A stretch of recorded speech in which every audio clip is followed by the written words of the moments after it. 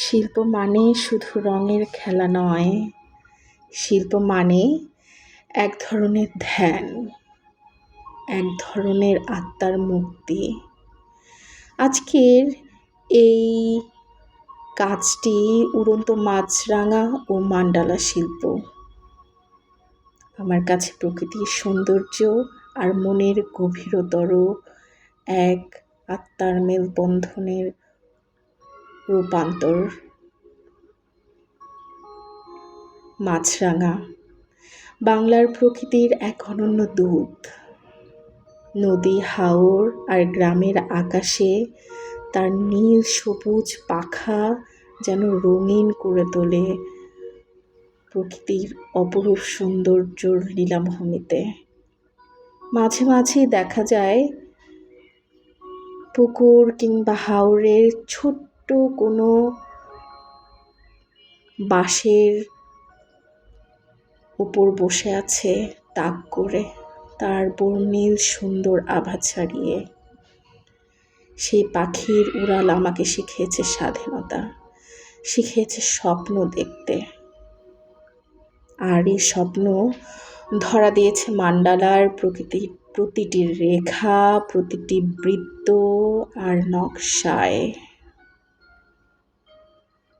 মান্ডালা মূলত এক ধরনের অন্তর্জগতের ভ্রমণ। এর প্রতিটি ঘূর্ণি, প্রতিটি অলঙ্করণ আসলে আমাদের চিন্তার পরিসর বাড়ায়, শান্তি আনে মনের ভেতরে। যখন মাছরাঙার প্রতীকী শক্তিকে মান্ডালার সঙ্গে মেলালাম, তখন যেন রং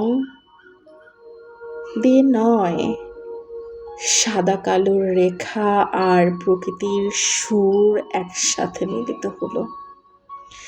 এই ড্রয়িং শুধু একটি শিল্পকর্ম নয়, আমার আত্মার ক্যানভাসে ধরা পড়া অনুভূতি। পাখির উড়াল যেমন সীমাহীন, তেমনি মান্ডালার বিস্তারও অসীম। এখানে প্রতীক ও শিল্পের এক অন্তরঙ্গ আলাপন ঘটেছে।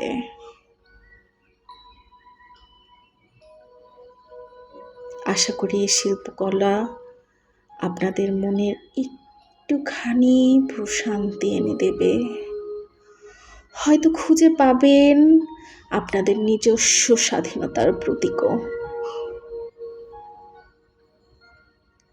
শিল্প আমাদের শেখায় আমরা সবাই প্রকৃতির অংশ, আর প্রতিটি মানুষই একটি রঙিন মান্ডালার বাস্তব রূপ, যার ভেতরে লুকিয়ে আছে নিজস্ব সৌন্দর্য, নিজস্ব অনুভূতি, নিজস্ব আবেগ। আর সেই আবেগগুলো যেন আবদ্ধ না হয়ে থাকে, উড়ন্ত পাখির মতো স্বাধীন হয়ে স্বপ্ন দেখতে শেখায়, স্বপ্ন দেখতে শেখাবে।